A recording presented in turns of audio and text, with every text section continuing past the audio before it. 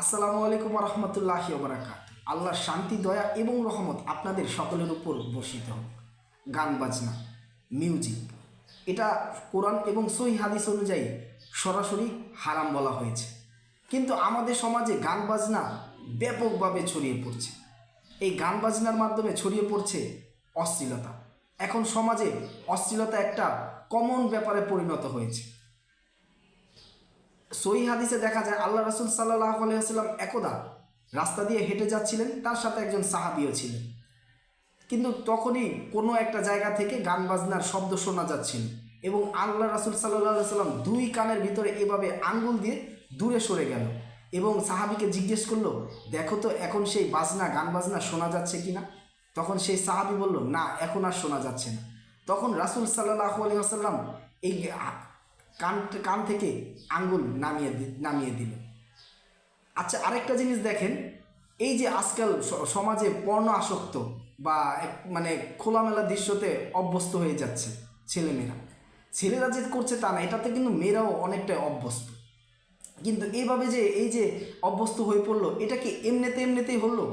Pornography কি সরাসরিতে আকৃষ্ট হয়ে গেছে? না, সেটা কিভাবে হয়েছে?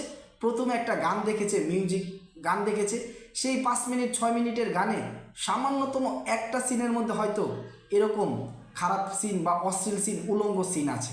সেই জিনিসটা তার ব্রেন্ডে ঢুকে গেছে মাত্র 6-7 সেকেন্ডের বা 10-12 সেকেন্ডের।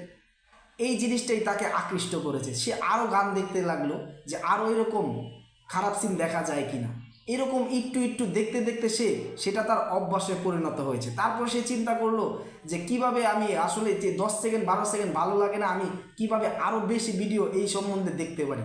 তারপরে সে আরও অন্য ভিডিও দেখা শুরু করলো, গুগলে যে মানে বিভিন্ন পর্নোগ্রাফি দেখা শুরু করলো। এখন পর্নোগ্রাফির যেই মানে যারা পর্নোগ্রাফিতে কাজ করেন সেই স্টার বা তাদের কাছে সেই স্টাররা এখন মানে বাংলাদেশের বা বলিউডের যে মানে যারা নায়ক আছে তাদের চেয়েও বড় সুপারস্টার, মানে তাদের কাছে যারা এটা দেখতে অভ্যস্ত। আমাদের সমাজে যেরকম আমরা নেশাগ্রস্ত ছেলে মেয়েদের বা যুব সমাজদের নিয়ে চিন্তিত হয়ে পড়ছি যে তাদের কপালে না জানো কি আছে, তারা মাদকাসক্ত হয়ে গেছে, রিহাব সেন্টারে দেওয়া দরকার, ঠিক তেমনি এই পর্নোগ্রাফিটাও এই মানে একটা আসক্তিতে পরিণত হয়েছে। যদিও পর্নোগ্রাফির জন্য কোনো রিহাব সেন্টার ব্যবস্থা নেই, কিন্তু এই পর্নোগ্রাফিটা মারাত্মক আকারে পরিণত হয়েছে। এমনও যুব সমাজের অধিকাংশ ছেলেমেয়েরাই এখন এই পর্নোগ্রাফি ছাড়া এক মুহূর্ত টিকতে পারে না। সমাজে মানে যে দিনের যেই সময় সে একা থাকে তখনই তার মনোযোগ তাকে টানে কিভাবে পর্নোগ্রাফি দেখা যায়। এখন এই পর্নোগ্রাফি যে আকৃষ্ট হলো, সেই রাস্তায় যাওয়ার জন্য, সেই রুটে যাওয়ার জন্য প্রথমে যে জিনিসটা কাজ করেছে সেটাই এই গান বাজনা, সেটাই এই মিউজিক সামান্যতম তাকে উস্কিয়ে দিয়ে এই মিউজিকে দিয়ে 5 সেকেন্ড 6 সেকেন্ডের যে দৃশ্যটা দেখেছে তার ব্রেন্ডে ঢুকেছে, আকৃষ্ট হয়েছে। তারপরে কিন্তু ধাপে ধাপে আস্তে আস্তে সে পর্নোগ্রাফি দেখেছে। একটু করে দেখতে দেখতে সে পুরোপুরি পর্নোগ্রাফিতে আসক্ত হয়ে পড়েছে। এখন তার করণীয় কি? এখন তার করণীয়টা হলো এই যে কিভাবে এটা থেকে দূরে থাকা যায়। 1 সপ্তাহ প্রথমে আপনি দূরে থাকবেন, তারপরে 15 দিন এটা থেকে দূরে থাকবেন, তারপরে 1 মাস এটা থেকে দূরে থাকবেন। নিজেকে নিজে চ্যালেঞ্জ জানাবেন, কিভাবে 5 দিন দূরে থাকতে পারি, কিভাবে 15 দিন, কিভাবে 30 দিন দূরে থাকতে পারি। এভাবে থাকতে ইনশাল্লাহ সেটা অভ্যাসে পরিণত হবে। আর সেটার জন্য এই রমজান মাসটাকে আপনাকে কাজে লাগাতে হবে।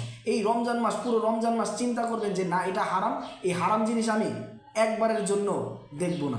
এই 1 মাস যদি আপনি এই হারাম কাজ পরিত্যাগ করতে পারেন, তারপর জামাতের সহিত সলাৎগুলো আদায় করতে পারেন, কোরআন নিয়মিত তেলাওয়াত করতে পারেন, ইনশাল্লাহ রমজান মাসের পরেও সেটা আপনার অভ্যাস থাকবে। ইনশাল্লাহ তখন আপনার আপনার ব্যক্তিগত জীবনে চলাচলে অনেকটা আনন্দ পাবেন, তৃপ্তি পাবেন এবং লাথি মেরে সে পর্নোগ্রাফি নামক জীবনটাকে ধ্বংস করে উড়িয়ে দিবেন। আজকের ভিডিও এই পর্যন্তই। আল্লাহ যদি আমাকে হায়াতে বাঁচিয়ে রাখে, ইনশাল্লাহ আবারও দেখা হবে, কথা হবে। আসসালামু আলাইকুম ওয়া রাহমাতুল্লাহি ওয়া বারাকাতুহু।